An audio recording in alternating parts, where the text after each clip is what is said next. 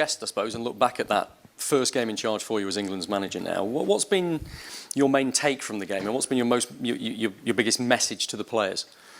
Well, there were some messages already, but it was also recovery day yesterday, so we gave the players also a bit of time to breathe and enjoy a bit of time off before we start today again on match day -1 to prepare for the match tomorrow. In general, I was very happy with the effort and how we started the game. We played a lot of passes. We were totally dominant. We were well structured, so we conceded absolutely no counterattacks. We were very well aware of the long balls and collecting the second ball. So we put a lot of effort in. This was maybe not so visible and was not so exciting to watch and not so attractive, but it was necessary to keep Albania to an absolute minimum of no big chances at all. The effort of the team to play in the structure and the effort in the counter pressing after ball losses was very high, was very good. The game was a little bit strange because there were not a lot of ball losses. There were not a lot of interruptions in the game, so it was quite tiring. If you are then totally responsible for everything in the match, for all the attacking, for all the counter pressing, for everything what is going on, and the opponent just try to absorb the energy and try to slow the game down, defend in a block. It's sometimes difficult to maintain the level of focus, to maintain the level of excitement. And there were some ups and downs in our match. We lost then a little bit the structure. We lost a little bit the faith in the structure, and were a little bit more vulnerable in the counterattacks in the second half, but not for a long moment. Basically, we focus on the positives. We have a first win, a well-deserved win. We have a clean sheet. We have a win against the unorthodox opponent who played very well in the Euros and made the most of the role as an underdog, and from there we go. Good stuff. That's a big analysis. Yeah. Thank you. Looking ahead to Latvia, do you plan to make a lot of changes? Yes and no. I mean, we have also reasons to let all of them play again and say let's do stuff a little bit better and find our rhythm together and find the connections. But we have also reports from the physical department, of course, that there are some players are flagged with slight concerns or like with worries or like just the observation that they had a lot of acceleration, deceleration, a lot of sprints. So let's see, it's only the second day after the match. It's still a day where we have to be cautious. And it could also make sense to put some fresh players, fresh legs, who really deserve to play and had some tight decisions. So maybe it will be a mix between the both. Is there anybody particularly that's struggling that you might not be available for you?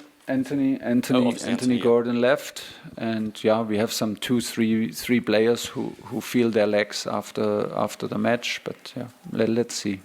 We have still quite some time. It's tomorrow evening, and we will use every minute. So let's see. Hi Thomas, just following on from that, with the club feel you're trying to build, will the thinking overall be to build on that starting 11 or rotate depending on the opposition and matches as you go forward? Well, it's on opposition and matches. I think we are clear favourites in the next match. I think it will be difficult to predict what Latvia is exactly doing. Of course, we are right now watching at clips from their match against Andorra. We're watching clips from North Macedonia. We're watching clips from Faroe Island. Still, they're facing also a new level of opponent with us, and it's not so clear to predict what they are going to do. They have an Italian coach. They are well structured since he is in charge. We expect a back five. We expect either a 5-3-2 or a 5-4-1. But we were able to push Albania back, not let Albania create anything. Normally with a strong long balls, the strong movements when they change lines, and with the wingers come from outside inside. We were very well aware of that. Now, I think we need mentally to adapt to that kind of role, then try to implement our structure on the ball, and then have a good mix. Like, when does it make sense to change our structure, to have to make life easier for our players to defend, to have high ball wins, and this is the question that we have to answer: how much we can predict, and what we need to take in charge. That maybe not everything is perfect because we don't fully know what's coming.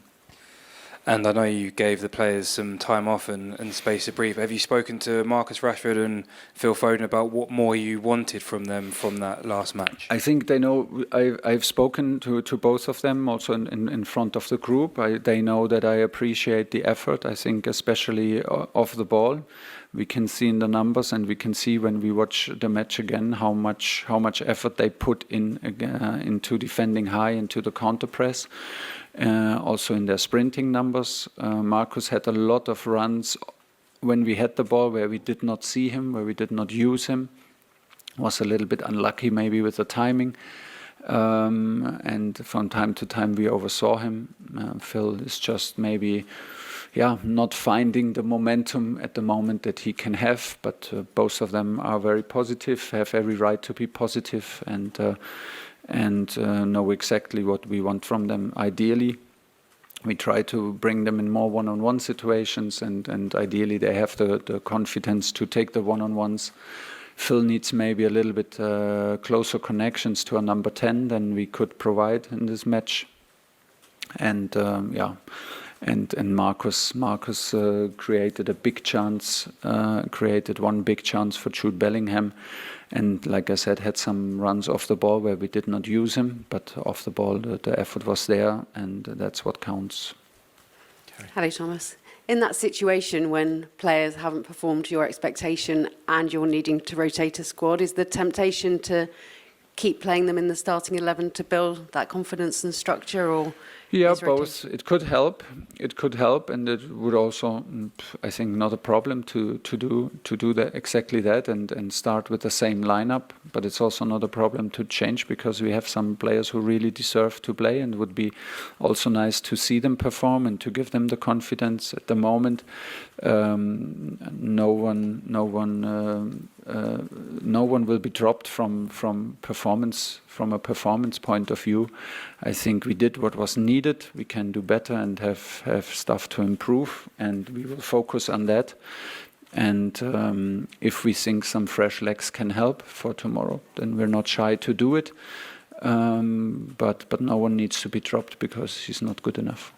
How's Morgan Gibbs-White? Because you didn't call him up, you brought him in, and then you didn't put him in the squad. Does he get a chance at Wembley this time? It's very likely that he will be in the squad. Morgan is an amazing character, I have to say. I'm happy that he's with us. He deserves a lot of praise because, first of all, how he took the first disappointment when he got my call that he's not in the squad.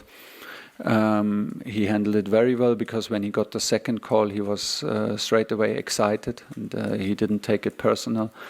I can see why he is a winner. We can clearly see that. I think he won with the youth teams already titles with the national teams, so you can see that he's a fantastic team player and can handle disappointment very, very well. When we trained after the match in Wembley, he was one of the outstanding players again in training. Even if he was not although he was not in the squad before, so it's amazing. It's also how we expect it to be, because it should be an honor and it should be a privilege to play for England, and the egos have to be put aside. That's what everyone's doing, and Morgan does it very in an impressive way. Okay, we'll come to Jasmine at the front here, and then our friends from Latvia at the back. Thank you. Thomas, your honesty is incredibly refreshing. Even after a 2-0 win game, you still said we need to do better. What does better look like to you?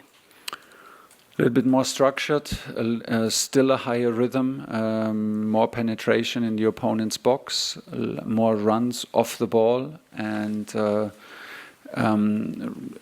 put our standards higher to more repetition of the same patterns.